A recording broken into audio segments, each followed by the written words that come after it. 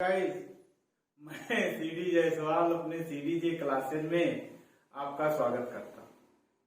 जैसा मैंने पिछली वीडियो में आपको बताया था एडजेक्टिव ऑफ नंबर, तो आप जानते हो कि जो एडजेक्टिव ऑफ नंबर होते हैं वो काउंटेबल नाउन के पहले हैं। यानी एडजेक्टिव वैसे भी हम लोग जानते हैं कि कोई एडजेक्टिव जो है किसी नाउन की क्या करता है, विशेषता भी बताता है, क्वालिफाई करता है और वो उसके पहले प्राय आता है।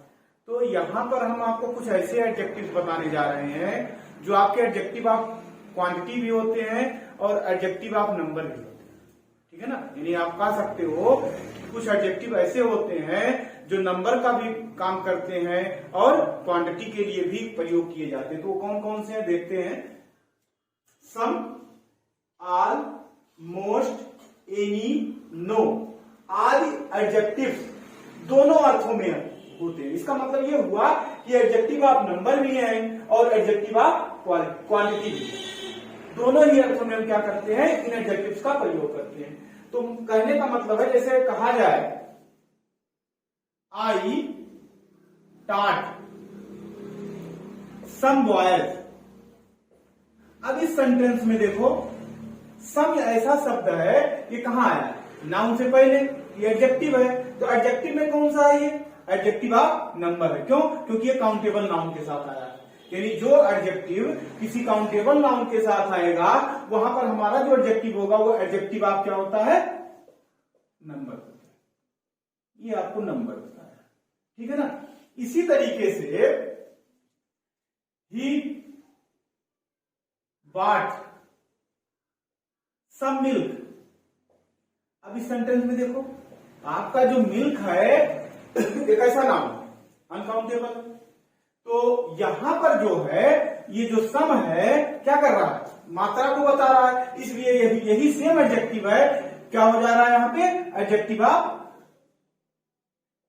क्वांटिटी हो रहा है। क्यों क्वांटिटी है, क्योंकि ये अनकाउंटेबल नाउन को बता रहा है।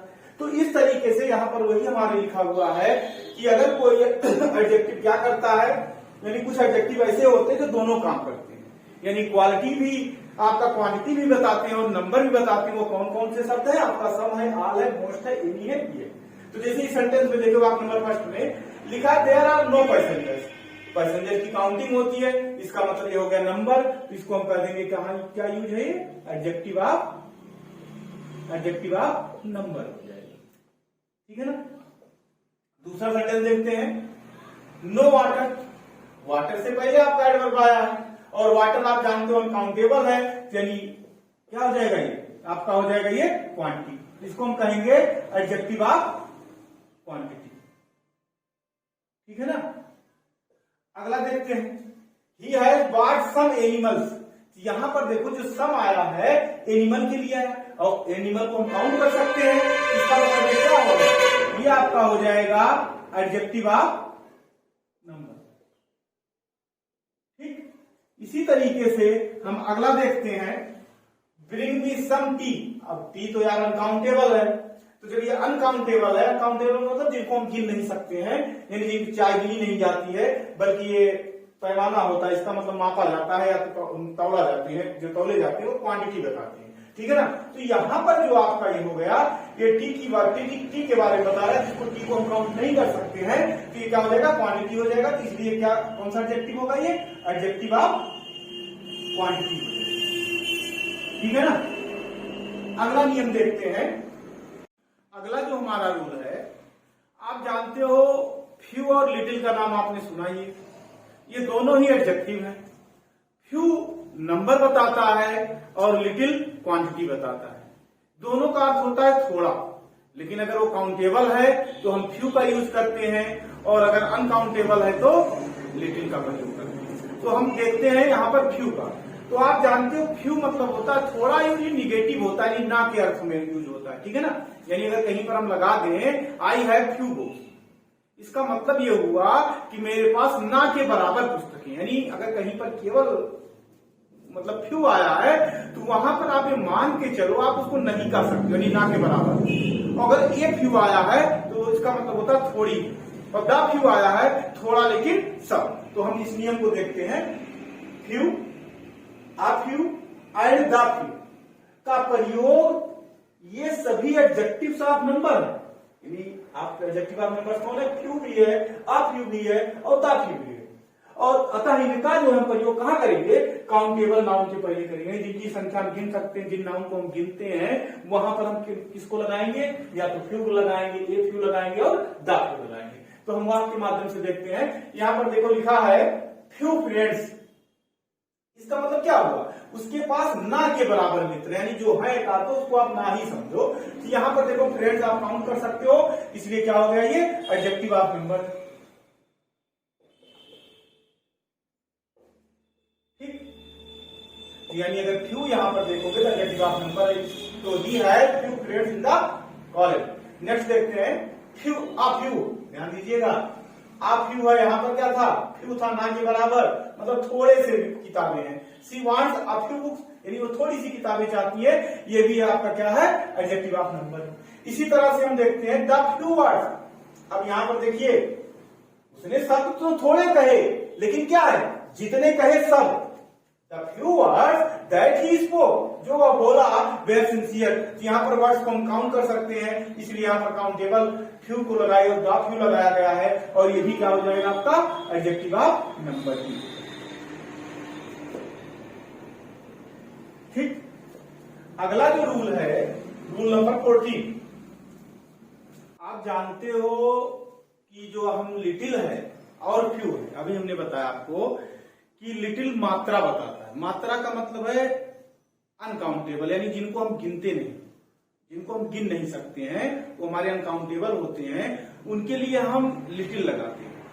और जिनको हम गिन लेते हैं, यानी जिनकी काउंटिंग होती है, यानी जिनको हम गिनते हैं, जैसे 1 2 3 4 कहीं भी लगा हुआ है, तो इसका मतलब हुआ वहां पे हमको फ्यू लगाना। ठीक है ना? क्या बताया गया कि लिटिल मात्रा के लिए आता है, यानी अनकाउंटेबल के लिए आता है, और जो नंबर होते हैं उनके लिए हम फ्यू लगाते हैं।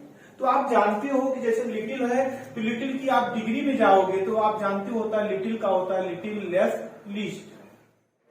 उसी तरह से आपका फ्यू का होता है फ्यू, फ्यूअर और फ्यूएस्ट। ठीक है ना? तो यहां पर देखो मैंने जो लिखा है नियम क्या है हमारा, जरा देखते हैं। लेस और फ्यूअर का प्रयोग ध्यान पूर्वक करना चाहिए। अब इसमें ध्यान क्या देना है कि लेस जो है लिटिल का कंपैरेटिव परिणाम बताता है। ये जो लेस है वो लिटिल का कंपैरेटिव फॉर्म, और ये अनकाउंटेबल के लिए आता है। और जबकि फ्यूअर क्या है? संख्या के लिए आता है फ्यू, तो उसी का कंपैरेटिव डिग्री फ्यूअर है, वो क्या बताता है? संख्या प्रदर्शित करता है। अब जरा इस सेंटेंस में आप देखो, यहां पर देखो पेपुल आया है, तो पेपुल की काउंटिंग हम करते हैं, जैसे 2 पेपुल, 10 पेपुल, 15 पेपुल, मतलब 10 लोग, 15 लोग, तो यहां पर हम संख्या काउंटिंग कर सकते हैं। तो यहां पर तो लेस तो रंग हो जाएगा, यानी यहां लेस नहीं लगा सकते हो आप। यहां पर लिखना चाहिए हमको कंपैरेटिव में, अब लेस नहीं लगेगा बल्कि फ्यू होगा। फ्यू का आप जानते हो कंपैरेटिव हो जाएगा fewer. No less, no fewer than 40 people attended the marriage party. The marriage party. अगर हम नेक्स्ट वाक्य को ध्यान दें, यहां पर देखो वाटर आया।